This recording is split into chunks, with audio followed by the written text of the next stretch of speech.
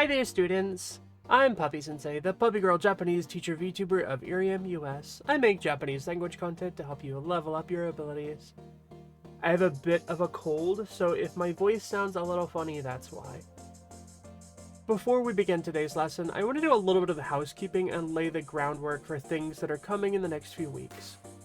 In today's lesson, we're going to do a really deep dive into particle use in Japanese. I will not be able to cover everything in just one video, but I'm going to do my best to teach you as much as I can. If you're new to the Japanese language, this will be a great lesson for you to focus on, as particles are one aspect of the Japanese language that can be a little bit difficult to wrap our heads around. I hope I can help demystify them a little bit today. Next week, I'll be releasing the next episode of Puppy-Sensei's Pathfinder Apocalypse. I'm excited to start focusing a bit more on my tabletop content because I haven't really been able to put as much effort into those videos as I would really like. I've just been pretty busy with a whole lot of things lately. The following week, specifically from the 30th of July until the 6th of August, I'm going to be traveling for a convention. I've decided to mostly take that week off in terms of content creation. Mostly. I'll still put out daily words of the day, but I'm not putting out any other content or streaming. I just kind of need a minute to catch my breath. Plus, you know, conventions. It's going to be busy. But August then brings us one step closer to Dogtober, and I have some really fun content planned for you for this year, so please be on the lookout. We're going to do some scary games, I'll have some scary Japanese language content, and it's just going to be cool all around. Alright, that's enough about my upcoming plans. Shall we learn all about particles? Let's get into it! Ikimashou! Well, since we're going to be focusing on particles today, let's actually start by studying the word for particle. In Japanese, that word is going to be joshi. Here it is, joshi.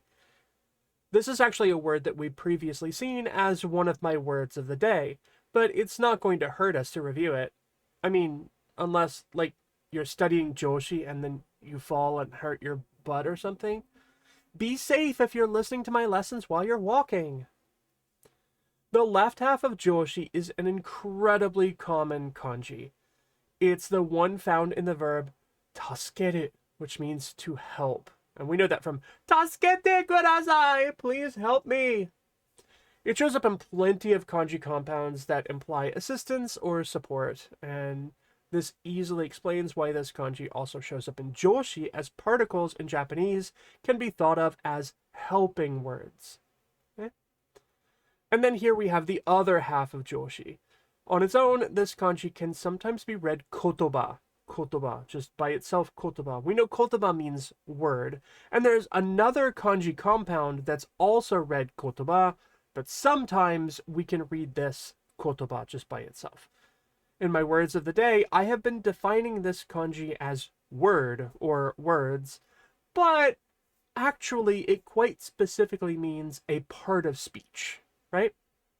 We see it in doshi, verb, literally an action verb. We see it in meishi, noun, literally something with a name. Something that you would name is like a noun. Keiyoshi, right? We see it in keiyoshi, that's an adjective.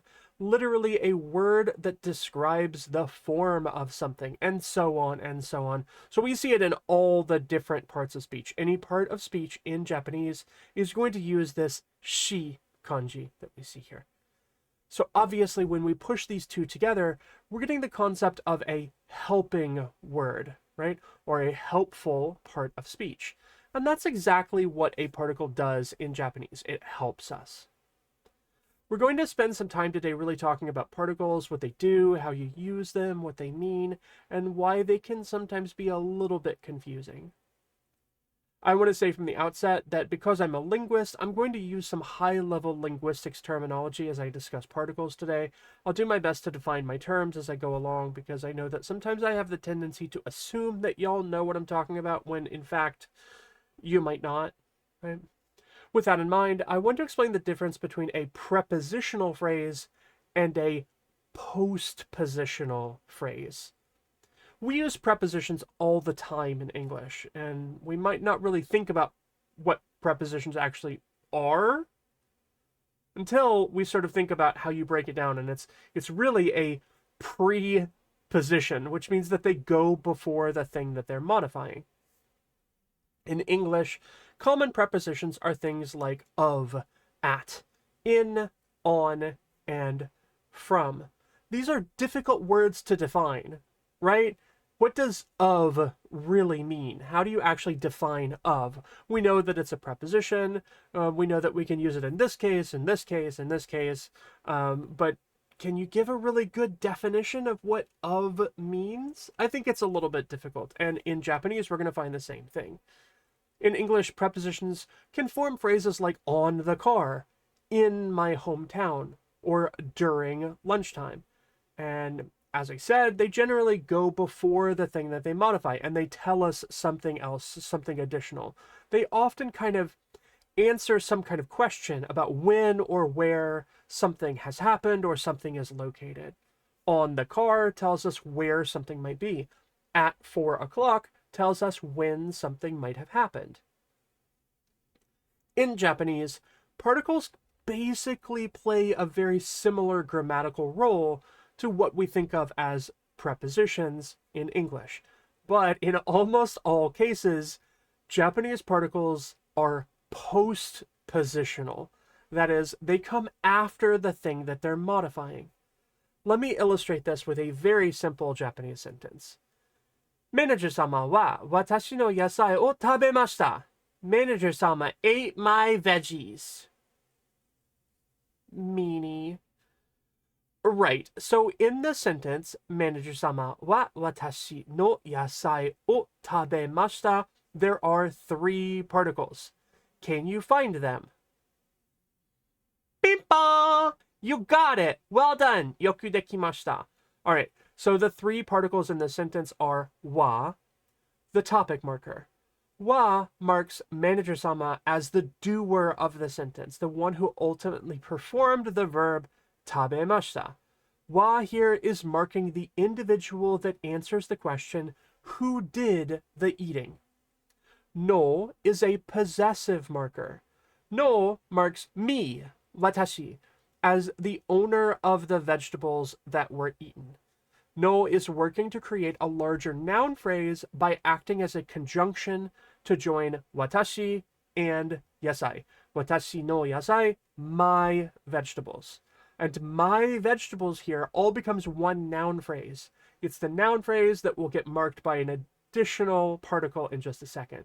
But no is basically marking the item that answers the question, whose veggies were they?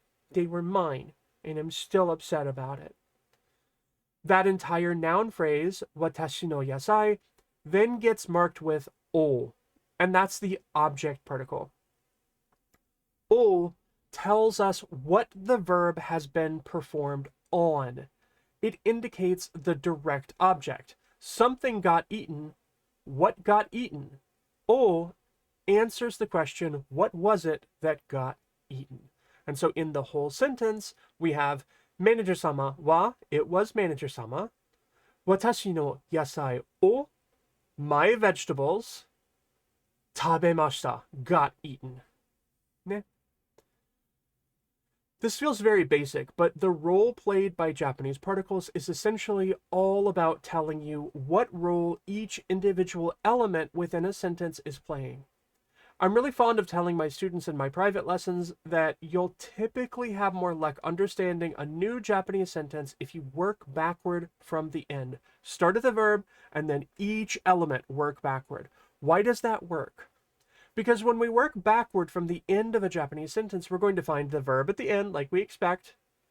And then we can identify each element one by one based on the information that's being passed along from the particle. Let's see this in practice. Okay, we have a sentence here, and here's our sentence. As we work backward through this sentence, we're going to start at the end, and we're going to find the sentence particle ka. There it is, ka. Ka marks this sentence as a question. If we see ka at the end, we know that that's a question. But from another point of view, we can also think of ka as modifying the verb.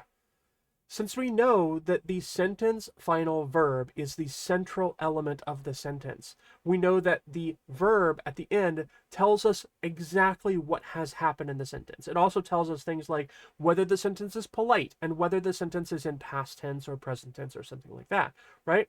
And so the ka here is marking that verb as question. Something got read? Question mark. Yeah. So, what's the next element of the sentence and what exactly does it convey? Mashita. Mashita is the grammatical verb conjugation that conveys past tense, or more specifically, completed tense. Something got done and it's been done and it's over, right? So any verb that's in the mashita form in some way has happened and has been completed. We think of that as the past tense because that's kind of the closest that we have in English. So through the combination of this conjugation, this mashita form, and the particle ka, we understand that this is a question about whether or not something has happened completely in the past. Did it happen? Is it over? Okay, so it's a question, it's in the past tense. So far, so good, right? So what actually is the verb? The verb itself is yomu.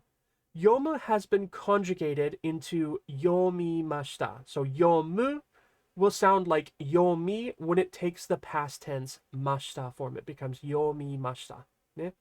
And yomu by itself means to read. So yomimashita means was it read? Was something read? Now, the real benefit of this reading backward approach comes when we reach the next element of the sentence. We're going to find here, aha, it's o.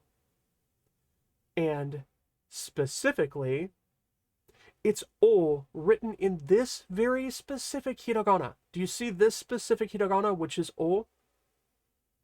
That hiragana is only ever used as a particle, which assures us that this is the particle o, the direct object particle. So once we find the thing that's being marked with o, we're going to know what was read. Keep in mind, particles are post-positional, so they come after the thing that they are marking. But actually, this is where we might become confused, because the elements that come immediately before o here could be difficult to pin down. So what actually is the direct object? Well, the immediate element right before o is bun. Bun means a sentence. And a sentence is definitely a thing that we can read. So great, is bun our direct object then? Let's keep working backward. The next element in the sentence behind bun would be no. And no is a particle, isn't it? Yes, no is often used as the possessive particle. So if we assume, working backward from the sentence, that bun is our direct object and then no is a particle, then maybe this is a bun sentence that belongs to someone. But not so fast. Let's keep moving backward. The very next element moving backward is ko. Ko? No. Ko. Ko could mean a child, right? So is this a child's sentence? Maybe not. Because when we put kono together, kono means this. Okay, so now let's rethink what we had assumed about no. Maybe no is not the possessive particle. Maybe this word is kono, which means this. And when we put kono and bun together into one noun, we get kono bun, which means this sentence. What was read? This sentence. Okay, that also makes sense. So just to kind of confirm our theory, let's keep moving backward through the sentence. The next thing that we come across is de. And de is also a particle. De can sometimes identify the instrument or the thing with which something was done. It can also sometimes kind of answer the question, in what way? So de can often be used to say, with what did you do something? Or, in what way did you do something? Okay, maybe that makes sense. So the next thing that we come to before de is koe. Everything is starting to fall into place now. Koe means voice, like my voice, like how my voice is not very good right now because I've got a cold. But anyway, koe is voice. Koe de, in some voice. Koe de kono bun o yomimashita ka? Was it read in some kind of voice? But what kind of voice was it? Well, to understand that, we need to move backward again, and then we get no, another particle. Probably. As I said before, no can be a particle that often identifies the possessive. So, somebody's voice? Whose voice? Just one more element in the sentence, and it's Puppy-Sensei. Puppy-Sensei no koe. Puppy-Sensei's voice. Was this sentence read in Puppy-Sensei's voice? Right? That's everything in the sentence. But there could be something missing, right? Because we never got a topic marker for this sentence. There's no wa in this sentence. There's no ga in this sentence. So who is the subject? That means that we may need to fill in that information based on context, and we know that Japanese kind of expects this from us. If we're having a conversation, from time to time, the subject of the sentence may get dropped and not added in. Why is that? Because generally speaking, in Japanese, there's no reason to beat you over the head with information that you can already infer just based on context.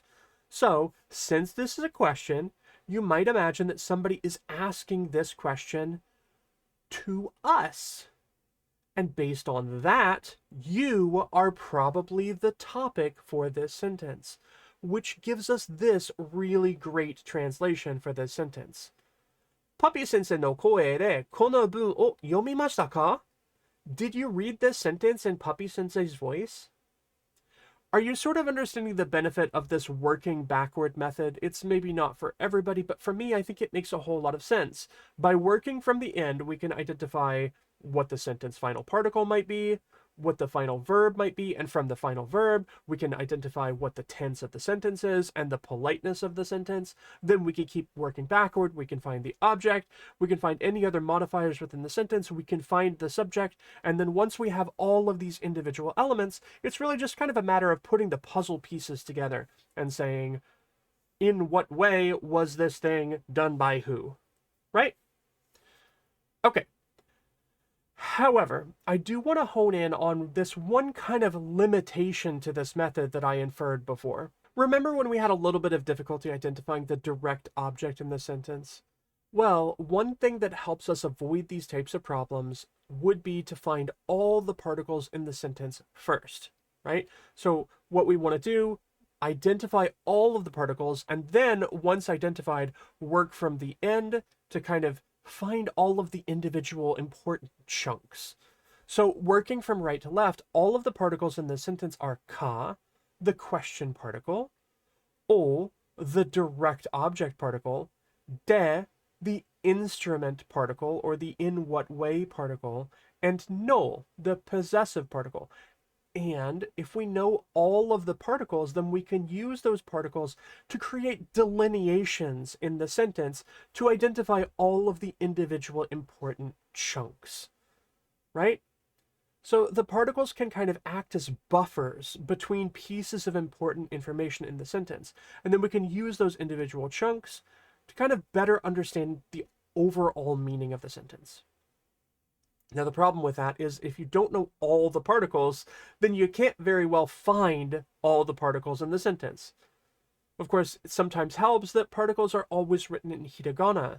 And just by looking at a sentence, you can sometimes say, okay, well, here's an element in kanji, here's an element in hiragana, here's another element in kanji or in katakana, and you can kind of determine, well, I know that all of the particles are going to be written in hiragana, and maybe that helps me a little bit to be able to determine which one is a particle and which one isn't. But, you know, even more helpful than that would be just to understand all of the particles in the first place and know what they mean. So let's do that. Okay, so today we're going to look at a bunch of Japanese particles, and we're kind of going to breeze through it a little bit so that this lesson doesn't become overly bogged down. I would like to sort of make sure that you understand that there are a lot of Japanese particles, including some that aren't particularly common in modern Japanese anymore. There are actually extinct Japanese particles that we do not use anymore. or at least we don't use for the most part. There are even situations where those particles that are extinct will suddenly show up and you go, what the heck? Why did you write that one? So what I want you to know is that this is not going to be an exhaustive list. I think it would take me quite a long time to teach you every one of the particles and to help you memorize them all. I'm going to have to rely on you to do a little bit of homework as well. So I'm going to give you the highlights to the best of my ability, but I highly recommend that you do some additional kind of study on your own to really make sure that you understand all the particles. Naturally, the particle that we're going to start with is wa. Here's wa. Notice wa looks like ha, but it's pronounced wa, and it's only ever pronounced wa when it's used as a particle. Wa is our topic marking particle. It usually indicates the doer of a particular verb. It's also part of the very most basic Japanese sentence structure, the most basic Japanese sentence that I think all Japanese teachers start by teaching you. And that sentence structure is the X, wa, y, des structure. X, wa, y, des, which just means X is Y. We use wa to identify the topic of the sentence. For the most part, the topic of a Japanese sentence is more or less usually the same thing as the subject of an English sentence, the one who does something within the sentence. So in I went to the store, the subject of the sentence is I. I'm the one that went to the store, and therefore we know that I am the subject. Yeah? And for Japanese, we're going to have a very, very similar sentence that uses wa. All right, so in this sentence, watashi wa mise e ikimashita. Watashi wa mise e ikimashita. Watashi means I, right? That's a personal pronoun. It's a personal pronoun that's ordinarily used more often for women than not, but it can be kind of a catch-all. All right, so watashi, I. Wa is our topic marker. It marks watashi as the topic or subject of the sentence. We'll come back to that. Mise means shop. Okay, easy. Mise, shop. E, in this case, is another particle. E is the direction particle that identifies the direction towards which some movement is taking place. We're going to come back to this soon, but basically, mise e means in the direction of a shop of some kind. And then finally, after that e, we have ikimashita. Ikimashita is in the past tense. It's that mashita form that we talked about before, and the verb is iku. Iku conjugates into ikimashita, which is the past tense meaning to go or went. I went in the past. It was done and it was completed. Okay? So, watashi wa mise e ikimashita. I went to the store. I went in the direction of the store. In English, we would just translate as I went to the store. Okay? Now, I've been defining this wa particle as the topic marker and not necessarily the subject marker. I want to be a little bit careful about this. There's actually another subject marker in Japanese, and that is the particle ga. And that's what we're going to look at next. But before we do that, I have a little bit of a handy trick that I personally use when I think of wa, the particle wa. I tend to see wa as for something, right? When I'm translating wa in a sentence, I'll put as for before the thing that gets marked by wa. So as for me, I went to the store, right? When I want to give a really good definition for a sentence like watashi wa mise e ikimashita, I'll usually translate that sentence as for me, I'm going to the store. Often when we use the wa particle, that sentence kind of continues a topic that's already been brought up previously. So wa therefore serves sometimes to continue a topic of conversation that's already been established a little bit. Now, next we're going to look at the ga particle that I previously mentioned. Ga is, in fact, the subject marker. It identifies the subject of the sentence. There are a ton of different cases where we're going to have to decide between wa and ga, and I'm telling you, it's not easy. I'm not kidding. The distinction between the wa topic marker and ga subject marker is actually hotly debated even among native Japanese speakers. There are entire books that will tell you when to use wa and when to use ga, and why it's a little bit of a slippery situation. So I'm going to give you some really definitive cases where we're kind of always going to choose ga over wa. I won't be able to walk you through every possible situation where you definitely want to use ga instead of wa, but here are some where you will definitely pick ga. The first place that we're always going to use ga is when the verb in the sentence is a verb of existence. When we're trying to make a claim that there is something, we're going to use ga in those cases. Our two big verbs of existence in Japanese are arimasu and imasu. Arimasu is used for non-living objects or things that cannot move on their own. Imasu is used for living objects or things that are animate, things that are able to move on their own. And so in sentences like ga arimasu or ga imasu, we're saying that something exists. In English, we might translate it as I have, there is, there exists. Okay? So let's think about an example.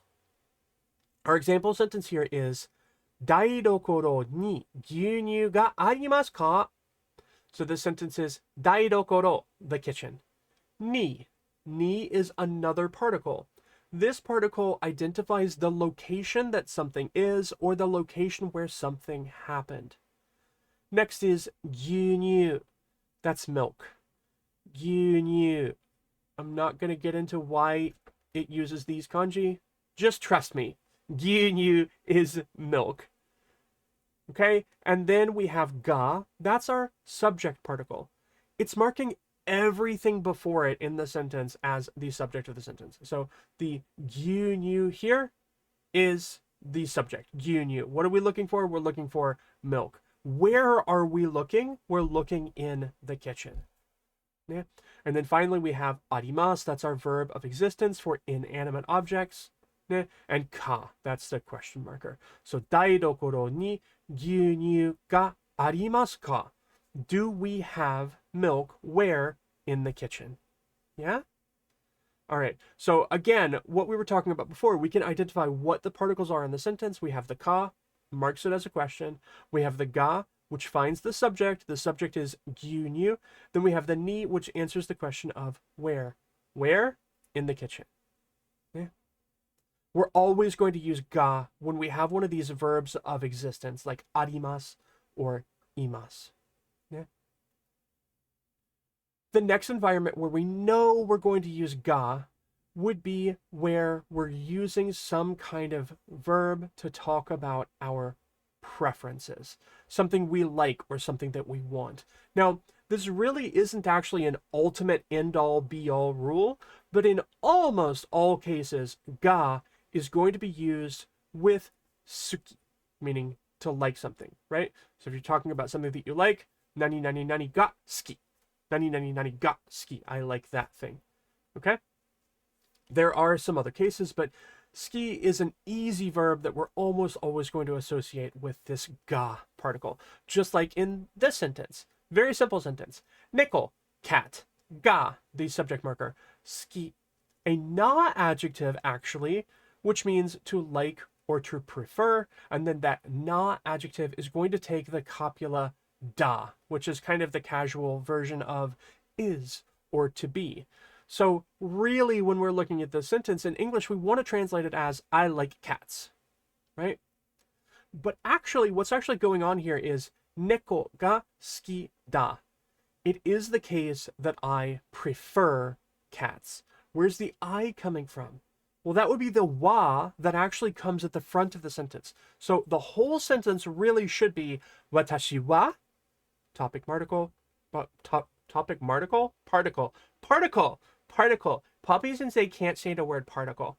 Topic particle is wa. Watashi wa neko ga, subject marker, suki da, have a preference for, or more colloquially, like, right? In easy English, it would be I like cats.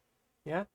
So make sure you're being really careful with what your actual kind of like doer in the sentence is. In this case, the cat is not the doer. The cat is the subject. What is liked? Cats. What is preferred? Cats. Who is the preferrer? Me. Or you or anybody else, whoever it is that's in the sentence, whatever, it doesn't matter. Lastly, we're going to use ga when we want to emphasize a topic or bring up some new topic of conversation.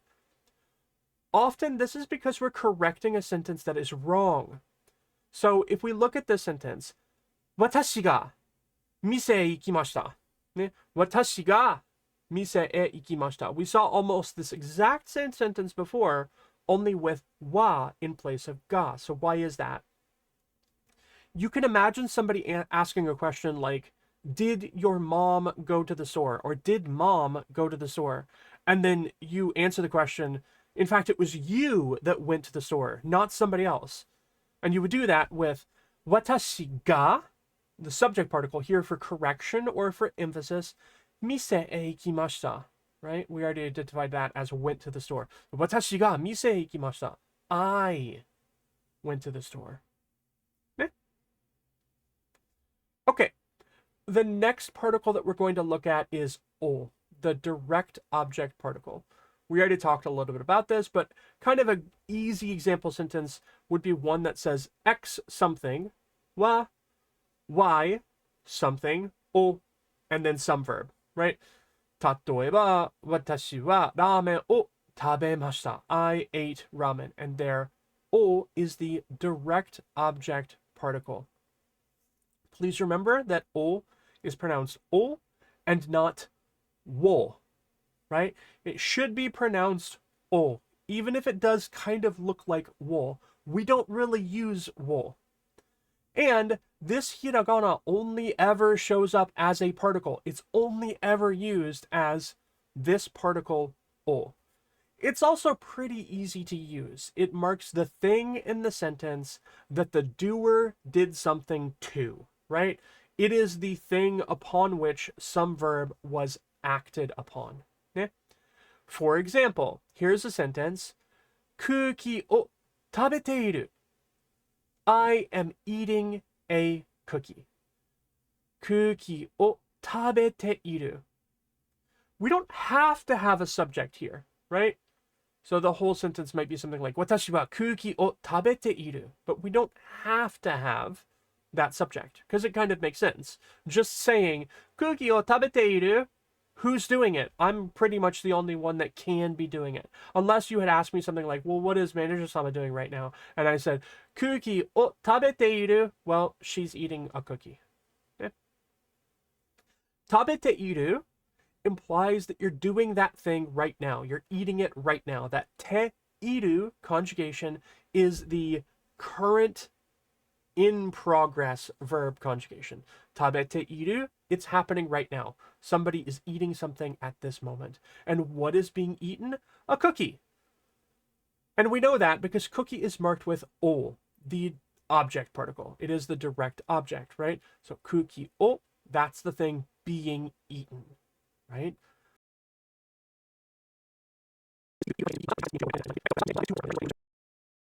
Anyway, let's move on.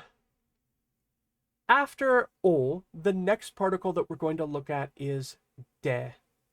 De is sometimes thought of as the instrument particle. We already saw it in a previous sentence, right? But it can kind of show up in various environments. One of them being that you did something with something else. You used it as an instrument. It can also show up in situations where it's like you did something in a certain way. But de can very frequently be used to mark the thing that you used to perform some action with, right? So here's an example. We're going to take that same sentence that we had before. Previously, we had kuki o tabete iru. Well, now I want to know, what did you use to eat the cookie? And in this sentence, using de, the instrument particle, we can have a new sentence, kuki o forku de tabete iru.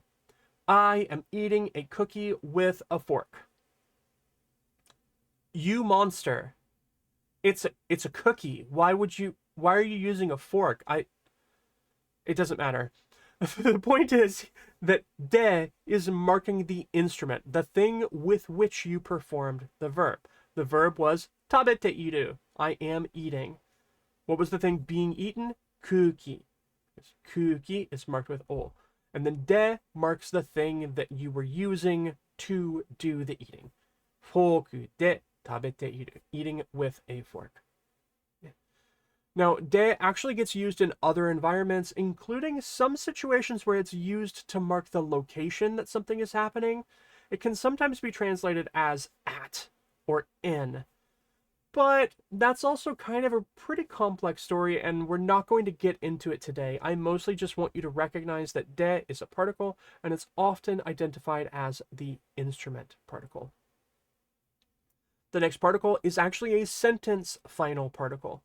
As I said earlier, sometimes we can think about sentence final particles as actually modifying the verb. Since the verb is the central element of the sentence, right? The verb is the whole reason that the sentence exists in the first place. In Japanese, verbs are kind of the skeletal core of every sentence. And so sometimes we can think about a sentence final particle as actually attaching to the verb, right?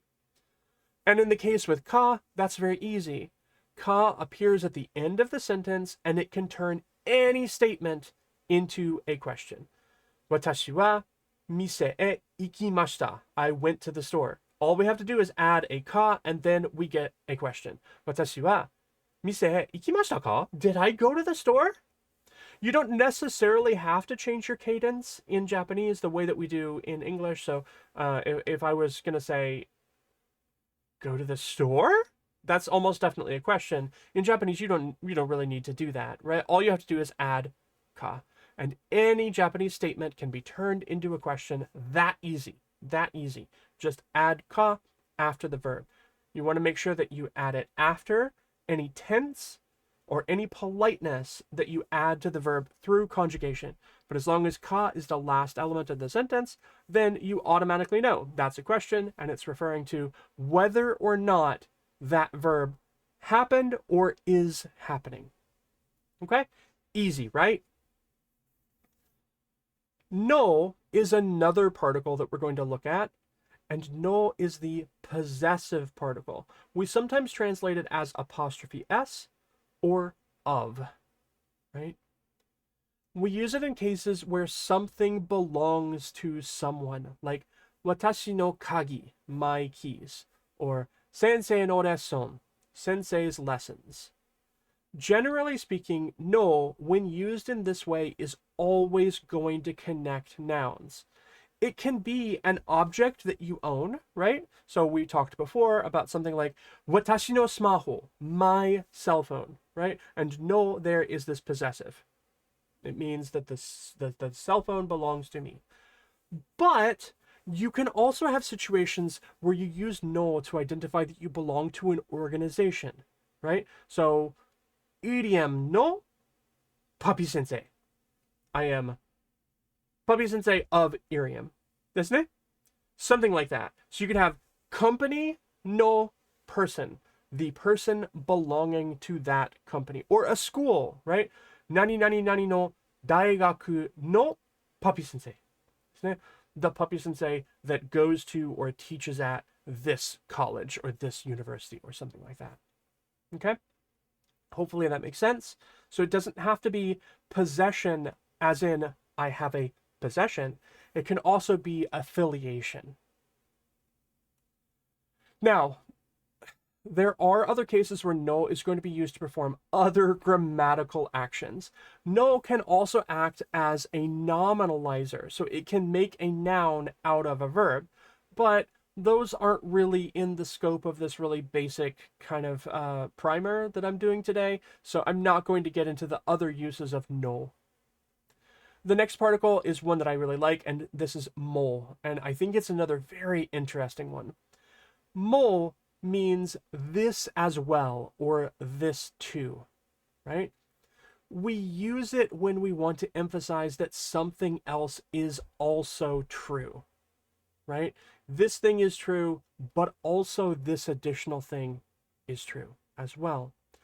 This can either be in the same sentence, right? So kore mo, this thing, and other things, or it can be used in reply to somebody else's sentence, or maybe a previous sentence that you've said, right? Let's look at an example. Okay, so here's another series of sentences, right? We've got the first sentence. This is actually a sentence very similar to one we've seen before. This is haha wa mise e ikimashita. Mom went to the store. Working backward as we do, mashita means past tense, happened already.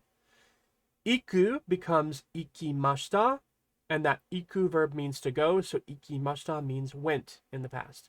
E is our direction particle, and moving backward, where are we headed toward? Mise, a shop. Mise e ikimashita, went to a shop. Who went? The topic of the sentence, haha, mom. Haha wa mise e ikimashita. Mom went to the store. But we could also have a second clarifying sentence like watashi mo mise e ikimashita.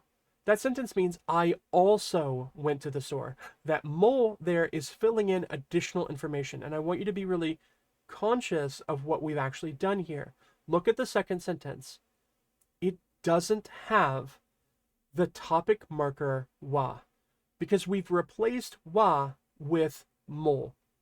And you can do this in a lot of situations, right? So somebody says something, nani nani nani, whatever it is that they said, you can say, watashi mo nani nani nani. I did that exact same thing. And in that case, we are replacing wa with mo. Mo becomes the new topic marker. And that new topic is, this as well is true. Okay? All right. The next two particles that we're going to look at are locative. Locative means that they talk about some kind of place or direction, a location where something happens, right? And this first one is ni, which we think of as the to or at particle, right? We use it in cases where we're marking some kind of time that something happened or some kind of place where something happened, okay? It indicates that something happened in a place or at a specific time. Just like this sentence that we saw previously. Daidokoro ni, in the kitchen. Gyunyu ga arimasu ka? Do we have milk? Ni here indicates the location where something is. And it can also identify kind of a time when something happens, right? We want to compare this with the e particle. And e indicates some direction toward. Now, look at this. Once again, a lot of these particles are playing little tricks to us. Yeah? Look at the particle. It looks like he. It looks like an he. He. And we would definitely use he in certain circumstances, but this is not he. When used as a particle, this toward directional particle means e. It's always pronounced e, right? So this will be pronounced e and not he. So this follow-up sentence is daidokoro e itte kakunin shimasu. Daidokoro e itte kakunin shimasu. Here, the e particle is indicating that we're going to be moving into the direction of the kitchen so that we can check. Kakunin. Kakunin means to confirm, right? And notice the verb here, itte, which is an and form of a verb. We put the form into the te form, which can convey doing this and also doing this. So itte kakunin shimasu means to go and check. Okay? Easy. The next is another conjunction, and that's to. To is used to connect two nouns, and only ever two nouns, and it works in the same way as the English word and. So one noun, to, another noun, this and this. The problem is we cannot use the particle to link two verbs or two sentences. There's a way to say I run and jump and play in Japanese, but it's that te form that we saw in the previous sentence, in 行って確認します。ね?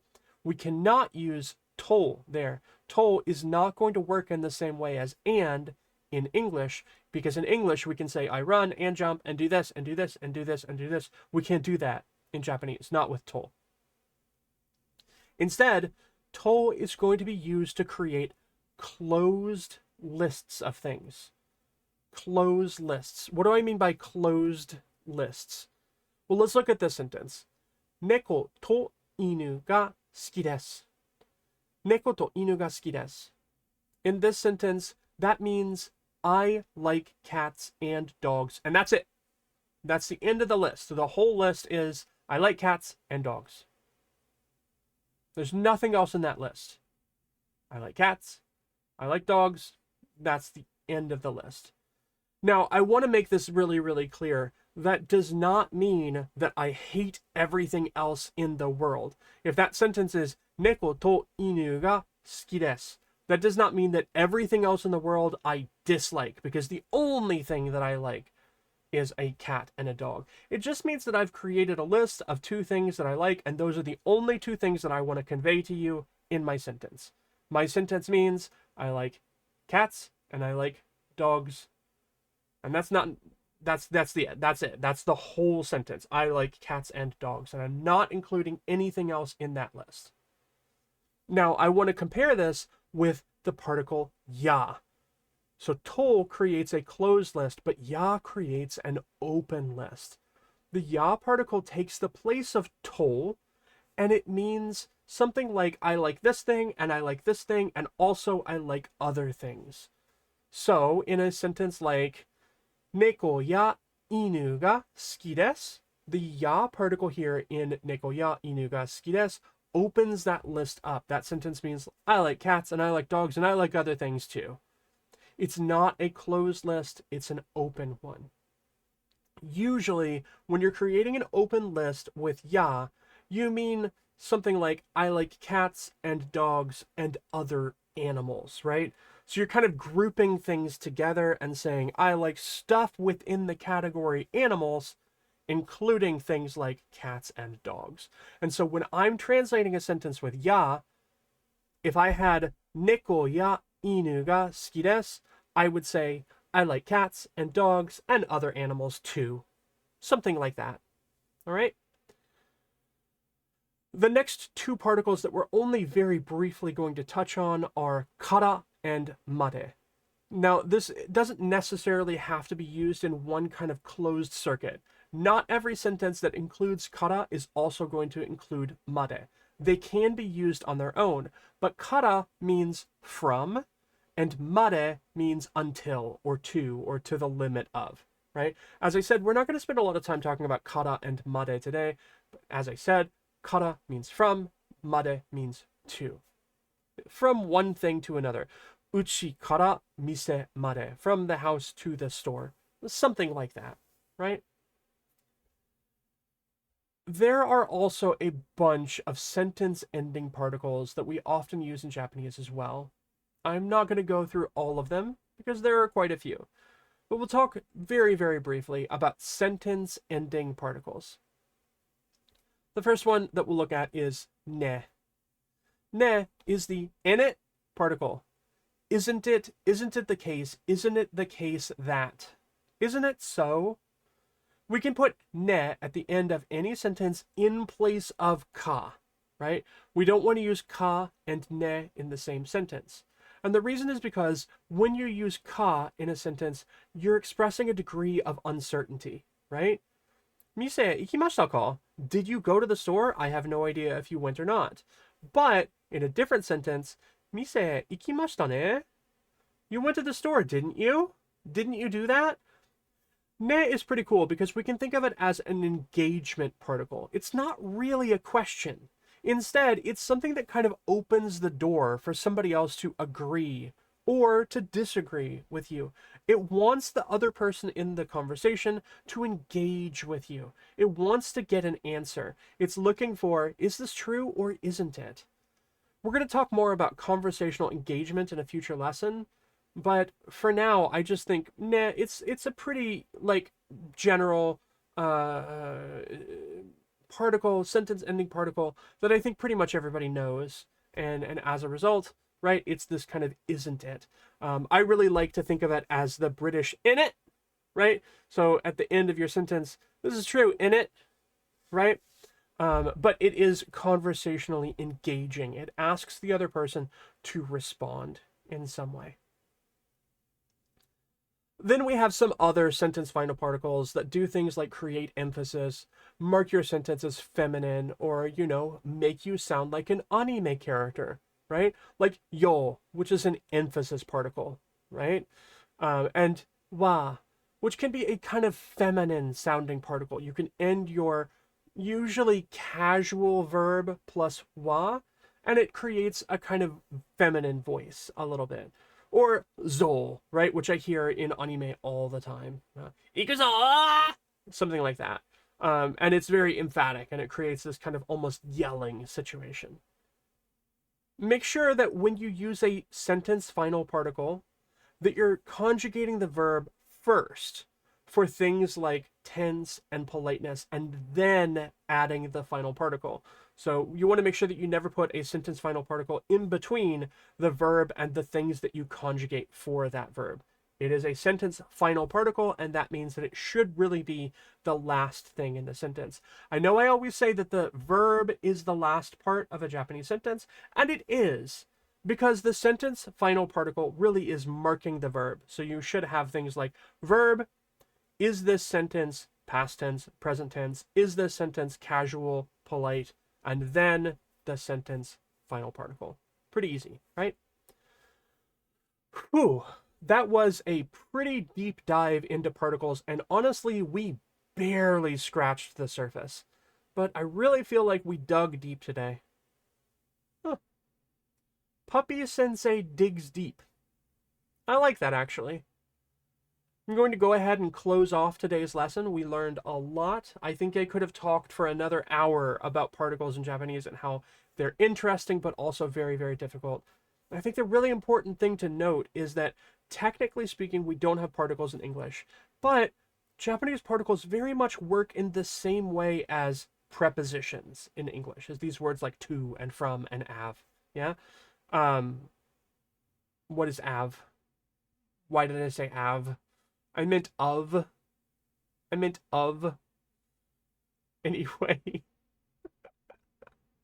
I hope you learned something today. Please be watching for new announcements that I have coming soon. There's a lot going on. And if you would, please like and subscribe for me for more content. It really helps me out, and I really hope that you're learning something from my videos. That's my dream. My dream is that you will learn a little bit of Japanese, even if it's not a whole lot. You know, I offer lessons for a reason. I offer private tutoring sessions for a reason. But I love putting out these videos because I hope that you find them and you look at them and you go, ah. I hope that I can give you a very, very, very basic, really, really easy introduction into the Japanese language. And if I'm helping, then please comment. I really need that engagement. It really, really helps me immensely. We got to get these lessons out there, because if people are liking them, then I want people to see them. Anyway, here's a gold star for the day. Thanks for watching. I'm glad you watched until the end. You can find my other content here. Also, it would make me really happy if you would check out jinxedgaming.com. If you're into zero-calorie gaming fuel and Oshi cups, you will love their products. Puppy-Sensei recommends the tangy strawberry flavor. It's so yummy. Remember to use code SENSEI at checkout for 10% off your order. Can't wait to see you next time. Mata ne!